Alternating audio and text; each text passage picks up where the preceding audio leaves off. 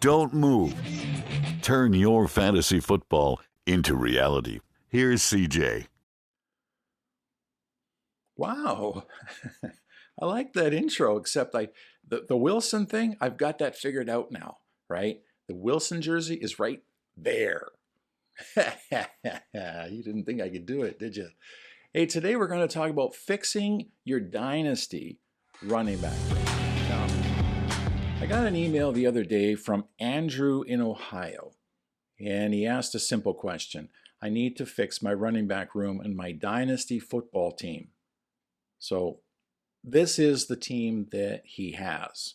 He has Zeke, Singletary, Lenny, and then he's got Robinson and Hines. I think it's safe that you can release Hines. Robinson, if you have a space for him on your bench, if it's a deep league, that's the kind of guy you'd want to keep because he was sensational before.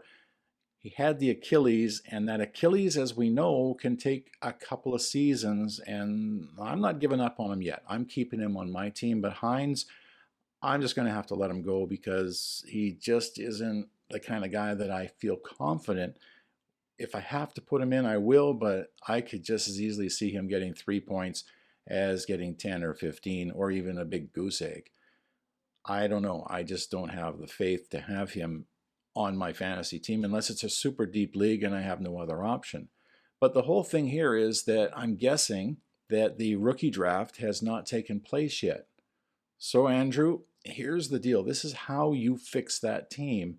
Now, I've been doing this for 40 years and this works. So if you're wanting to make the playoffs, improve your running back room, and possibly win a championship, these are the steps you take to get to that level. So you're going to keep Zeke, Singletary, and Lenny. That's the three you're going to keep. You're going to go into the rookie draft. Now, in the rookie draft, there has been sort of a, how do you say this? Every draft has been very similar. There's no surprises. The number one pick is Robinson. Jamar Gibbs is going in the first 5 or 6 or 7 picks as well. The tight end Kincaid is going in the top 10 or top 9. The 3 quarterbacks, Young, Stroud, and Richardson, they're going. And then you've got the wide receivers. You've got Najigba, Addison, and Johnson, and sometimes Mingo. All those guys seem to be going. There's your 10 guys. So if you're in a 10-team league, you're going to get one of those. But you notice that I haven't said anything about Ashane and nothing about Miller and nothing about Charbonnet. So no matter what league you're in, if you're not drafting in a position to get Gibbs or Robinson and you need a running back, then Charbonnet or Miller are the two that I would target to help that team. So then you would have Zeke, Singletary, Lenny, and Charbonnet. So now the team has 4 startable running backs. The next thing you're going to do, and we're going to go over to the teleprompter here because my memory isn't as good as it was before.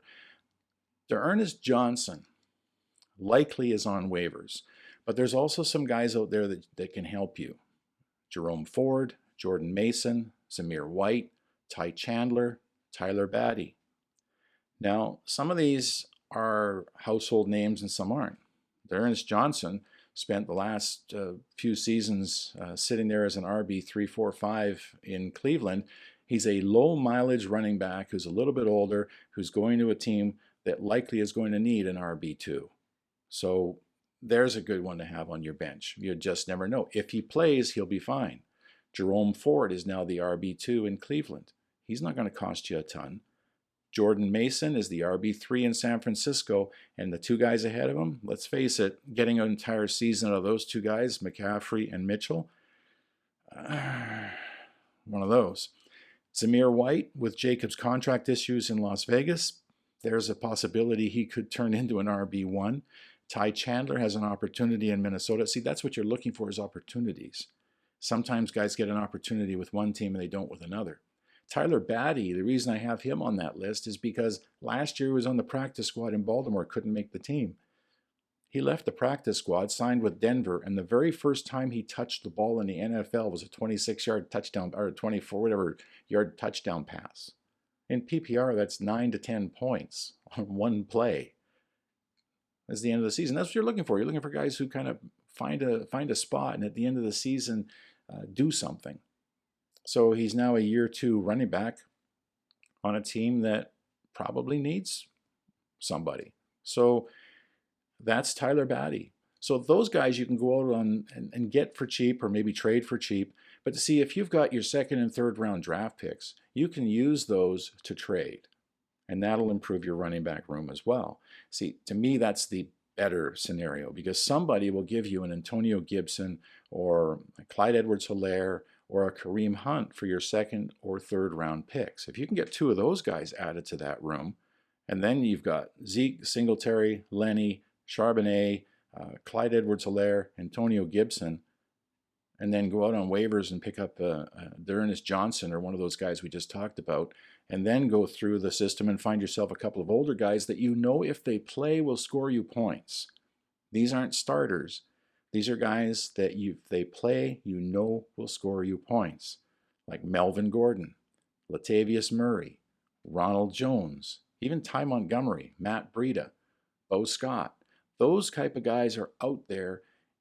They're either on teams where the owners will take a 4th and 5th round pick for these guys, or they're on waivers and you can spend some fab money on them. So without trading away any of your key quarterbacks, tight ends, wide receivers, using this little system, I guess you call it, all of a sudden you've got Zeke, Singletary, Lenny, D'Ernest Johnson, let's say Melvin Gordon, Clyde Edwards-Helaire, Antonio Gibson, and Zach Charbonnet as your running back room. Now, if you can't get through a dynasty season with that, I mean, as you go along, you can make adjustments and changes. But Clyde Edwards-Helaire, if something happens and he's the go-to guy in Kansas City, you know he's going to get you the 10, 15 points. He's a guy you can put in the game when Zeke's on bye. That's what you're looking for on your bench. You've got your starters. You've got your Zeke. You've got your Singletary. You've got your Lenny. And assuming they all sign somewhere, you've got talent. Charbonnet is your young guy. And then you get a couple of RB2s and an older guy, and you're okay. Now you can spend the rest of the season just sort of picking and choosing, make a few trades and a few adjustments along the way. But the panic to do something with your running back room is gone. Anyway, that's what I do. That's what I would do in your situation. And those are the guys that I would target, because then I would feel comfortable going forward. Speaking of going forward, thank you, Andrew from Ohio, for that question. I thought it was a really good one, and I hope the information that we give you here has been helpful.